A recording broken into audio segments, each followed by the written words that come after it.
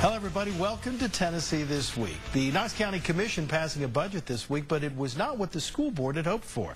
Board members wanted $432 million for the schools. They got about $7.5 million less than that. Joining us today to talk about the schools and the budget is Knox County School Superintendent Dr. Jim McIntyre and Lynn Fugate, who is the school board chair. And thanks to you both. Thank you for having us. Dr. McIntyre, let's start with you. You're 7.5 short of what you'd hoped for. How do you resolve that gap?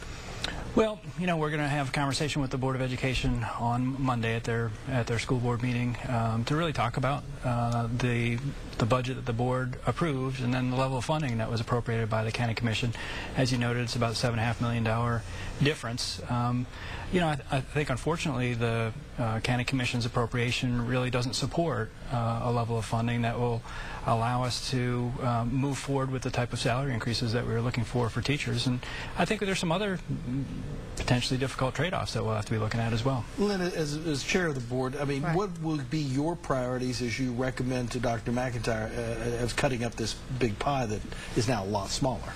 Well, I think one of the most unfortunate things is that over $3 million of it was because of a state recalculation of BEP that nobody saw coming. So in addition to the obvious thing, which would be the $4 million that we asked for teacher raises, then there's going to be $3 million worth of core programmatic kind of cuts that are in the general maintenance of effort sort of budget that we'll really have to look at taking a look at. I mean, I intend to do, I've looked at the budget again, line item by line item. There is not fat in there, but I'll be looking at it again before we meet Monday night. But in terms of priority, how are you looking at this problem? Because it's either, if you can't raise pay raises, you can't even cover all the costs associated with what you've got out there now with what you're getting. Where do you cut? Well, we'll have to cut some things, but the priority, I can't tell you exactly where I'll want to cut, but I can tell you my priority is in keeping the programs that are making a difference in improving student outcomes. We've done a lot of things in Knox County over the last few years that have really moved the needle in terms of student achievement. We've increased our rigor. We have coaches that are actually helping with professional development and helping our teachers. We've instituted a lot of extra tutoring, other things like that that you really hate to see go, because I'm sure those are the things that are tilting the needle. But when 85% of your budget is in people, there's not a lot left. Doctor, is it possible, Dr. McIntyre, to get to that number without cutting people? I think, you know, we're going to work really hard to try to preserve, as we have through this budget development process, to try to preserve particularly our instructional positions, our school-based teacher positions in particular. But, you know, it's a challenging scenario. Having to really identify reductions of $7.5 million from the budget that the school board approved is going to be difficult, and it probably will involve a small number of positions. We'll try to keep that away from the classroom as much as we can. But, you know, the appropriation that the County Commission approved is about a $5 million increase on a $420 million budget. So it's about a 1% increase. And when we look at our fixed costs, when we look at our existing investment in our people, and as Ms. Fugate said, 85% of our budget's in people, most of our people are in schools, you know, then that really makes for a challenging situation in terms of trying to identify some of the reductions. And we were really hoping to try to make some progress on teacher salaries in particular.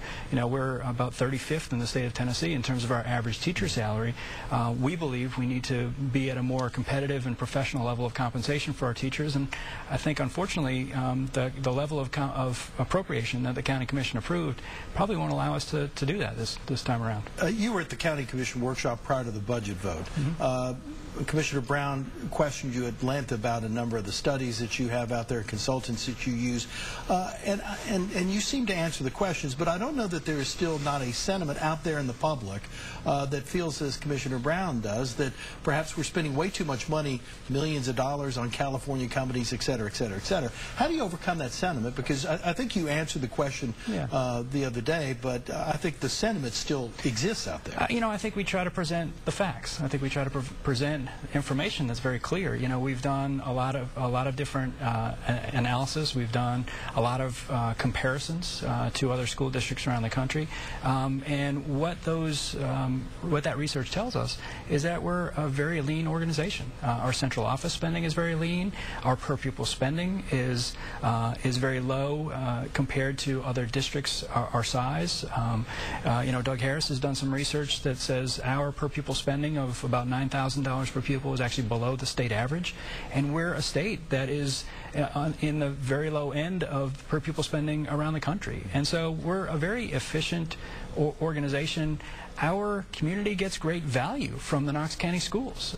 For the dollars that we spend, we get very good outcomes for our kids in terms of student learning and success. And so, you know, I think we need to continue to present those facts and present that information to our public, and make sure that people understand that we're doing an effective job of educating our kids, and we're doing it very cost efficiently. Can I just respond? Sure. I think some of the studies and stuff we do are actually in response to questions we get from the commission and our taxpayers about, are we spending the money wisely? So we go outside the school system to get people to come in and do a comparative analysis like most companies or organizations do, so that it's an unbiased view at what you're spending. So some of that's in response, and some of that money was grant money that was spent to help fund those. We really do a lot of work also internally to look at our expenditures, to look at the initiatives and strategies that we've put in place to enhance education in our community, and to really look at the return we get on that investment. Are those initiatives, are those expenditures in early education or in instructional coaching, are they making a difference in terms of high quality instruction and in terms of student learning and success? And so we really take that very seriously in terms of our responsibility to make sure that we're spending the taxpayers' money wisely and effectively, and we do a lot of program evaluation to make sure that those dollars are used wisely. And another question I want to ask you both, right, and I'll start with you, Chair. This whole issue of teacher morale, and as we know, we've had a rather tumultuous past year regarding teachers and their sense of morale and their attitudes and those kinds of things. This clearly is going to exacerbate the situation, is it not? You're talking about possible cuts to even maybe the teacher ranks. You're talking no pay raises. I mean, I can't see how this is not going to help the morale situation. Well, unfortunately, the not getting the money for teacher raises, we can't do anything about. We ask on their behalf because we believe our teachers are doing an outstanding job. The state has changed the expectations for teachers. We are implementing those changes, and with higher expectations, we felt like they deserved higher compensation. We didn't get the money. I don't know what else to say about that. And so while it may be frustrating, it's frustrating for the board. It's frustrating for everyone because we believe they need to be paid more. Now, to your response about teacher morale, I mean, yes, there has been some upset, but we are addressing and have been addressing all the concerns that we can address ourselves. And a lot of teachers are happy. You know, there are people who aren't happy in a job, and there are people who are happy in a job, but we're doing all we can as a board, and I know the superintendent has a teacher advisory group that he meets with to work on their concerns. But you're right, not getting funding from commission to fundraisers won't help. Well, I think we're trying. I think you know, we're really.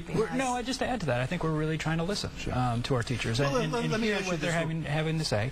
And I think, you know, a big part of that is making sure that our teachers have the tools and resources and support that they need, but also that they feel valued as professionals. And I think that's incredibly important because our teachers are doing a fabulous job in the Knox County schools. And I wanted to bring up, because you speak exactly to the issue that I wanted to raise. As you're probably aware, this made the rounds on a number of websites, but it's the resignation letter of Susan Durfee, third grade teacher, apparently at Adrian Burnett, who was a former Teacher of the Year. She essentially said, in part, "I cannot remain in a profession where children are treated as data measurements rather than tiny humans with real needs, and where teachers are treated with blatant disregard and disrespect." That doesn't sound like a faculty member that would, and this is a top-notch teacher, Teacher of the Year.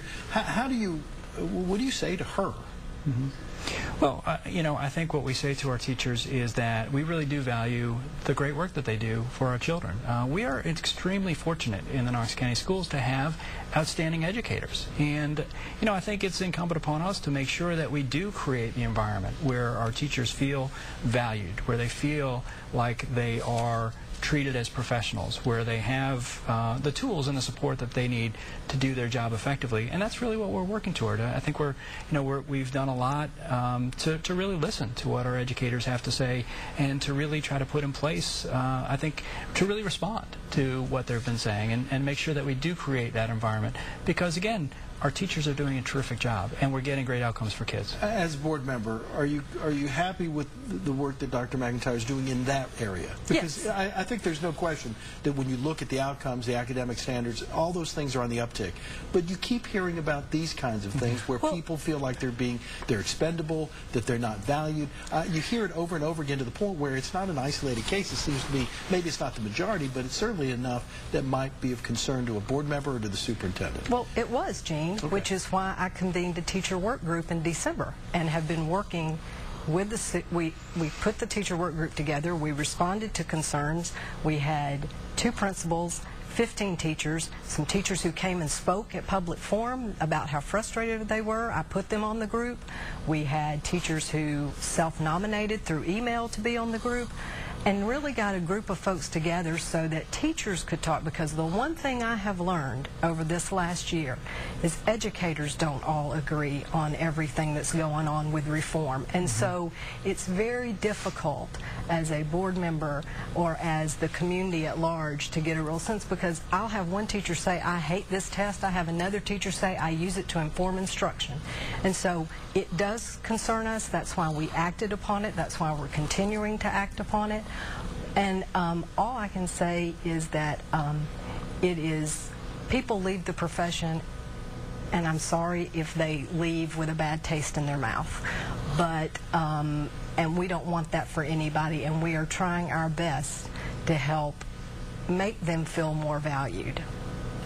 Last word, we just have a few seconds remaining. Dr. McIntyre, in terms of this budget, when will you come with a blueprint for the board to take a look at? We'll be talking about it Monday night, and I expect that the board will review and vote on a revised budget on Wednesday evening at their voting meeting.